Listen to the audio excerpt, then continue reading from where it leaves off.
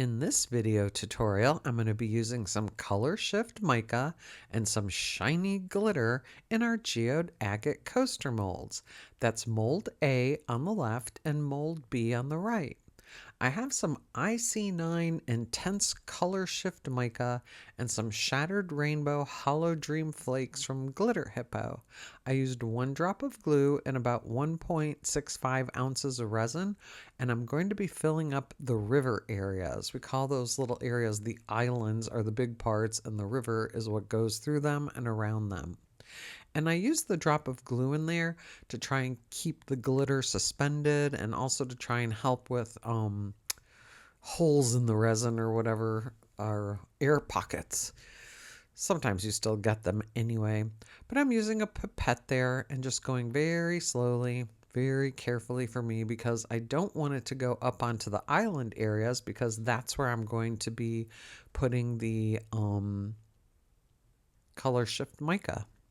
As usual, it's very late at night and I can't think straight when it's this late at night. I'll be speeding this up for the second one, but I'm just showing you how I'm doing this so carefully. And it takes less than 2 ounces total. I think it was about 1.65 to fill both those areas. And I'm just tapping it there, trying to release any air bubbles. And you just want to be careful. Like I said, you want to fill it up, but not have it go up onto the islands. And now we'll move a little faster, hopefully. And this one has the 6 islands. The other A1 has 11 islands. The A mold is a little bit tighter to fill, but we created these so when it's done, you don't have to top coat these.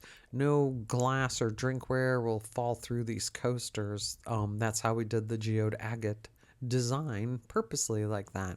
And I have quite a few, or a couple at least, tutorials on here where I've put crystals in the edges, glitter in the edges. This took a little bit more work. I actually had a customer buy a set of coasters I'd already done, and one of them for some reason was warped. So I had to do it again, so I figured I would just do the video because I never had a tutorial video for these. And this is of course sped up. I was still being very careful, but I just sped up the video. And of course you have to let this cure overnight. Oh, and I am using Bond Crafter resin. Why did I not say that? This is a Bond Crafter project. And there I'm just using a toothpick and I'm just kind of going through the little river areas, making sure again, or trying to get rid of any air bubbles or air holes. And once that's cured, it's time to go on to the next step. And with Color Shift Mica, I'm putting it on there with a little makeup brush spatula thing. It's very intense color, and you have to have black on the back of it in order to get the color shift or, color shift from it. I've actually used some where you put white and it's a totally different color, but these are very pigmented. Like that little tiny jar, I think cost almost $12 or $9, something crazy. I bought it off Etsy a couple of years ago, but it's a really intense purple color. And these molds of ours, that area that I'm on right now, the islands, they are a matte surface where the river area is glossy, but it doesn't matter because you'll see once I'm done putting the black backs on this, you can either fill those areas with something like glass or, glitter. And on this, I'm just going to use a tiny bit of resin to pop the color. So, but yes, those areas, the islands are matte, but the edges and the rivers are glossy. All of our listings say this, but some customers don't want to read listings before they purchase things. Then they go, oh, this wasn't a glossy surface. Well, it said it wasn't in the listing. And that's what it looks like. It kind of has a black hue to it. When the light catches it, you see it, the purple in it. And again, just putting it on those areas. Sometimes you have to put a little bit more because it does like to stick to that matte surface or not stick to it so well. And I'm just using that. I think I have used paint brushes before, but it tends to spread the powder or waste the powder, where when using this little makeup sponge, it just kind of rubs it right in there. And these two did take an additional step, which you don't have to do if you're just filling the back. You can fill this mold with one color and then just do something on the top. But there it is with the mica on it. And now I'm going to mix up 5 ounces of Bond Crafter resin and just put some black pigment paste in there. And I just split that 5 ounces between the two. And there's my Resiner's G3 machine that I'll be cooking that in. And then the next day, well, not the next day, this cured in 2 hours in that machine. And you'll see how cool this is when it comes out. And the purple does pop, but it has that matte surface. But wait till you see what I do to make that purple so shiny. But this one, or this set, because we had the glitter filling halfway and the black on the sides, there was like a two-toneness to it. So I took a Deco Color chisel marker and I'm going to paint the sides silver.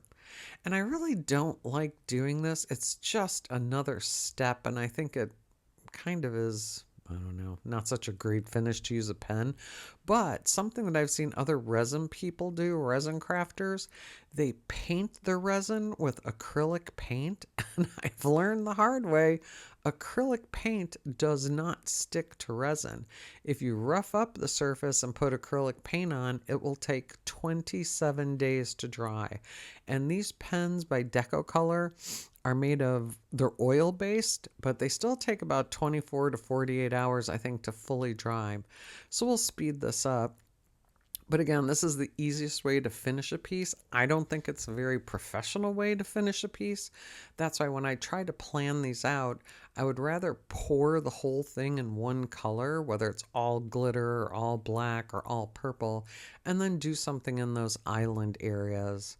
You can still paint it with mica and fill it with one color, but then you don't have to go through this extra step of coloring the sides. Because again, if you want to sell your resin art, how much time are you putting into it and how much money are you going to make after all that time? So there we've got the sides done on both pieces. And then I'm just going to mix up a tiny amount of resin. I think I mixed up an ounce just because that was the easiest thing to do. And I'm using a pipette and I'm just putting a little bit on the bottom there. And I thought I had enough to just kind of roll it around and reach the edges, but I didn't, and I didn't want it running up on the sides. So I actually, after I tried bending it or letting it flow on its own here, I end up putting a little bit more in and using a paintbrush to kind of spread the resin around. And I don't use UV resin myself, but you might be able to use UV resin to top coat like this and then just kind of have the project be done faster. Because this took another day to cure and you have to keep dust off of it and stuff. But because that surface is matte, you see on the right side, it's dull, but this little bit of resin just pops that color and it looks beautiful. And then I'll be doing the other one here in a second. Don't you love that this is sped up and you don't have to watch me do this in real time?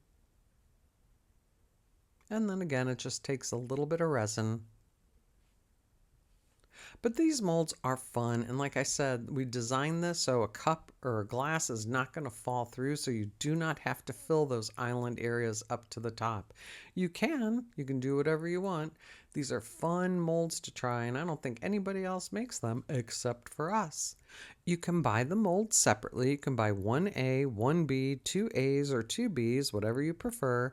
And if you want to try out Bond Crafter products for yourself, we have a 20% off coupon down in the description area below.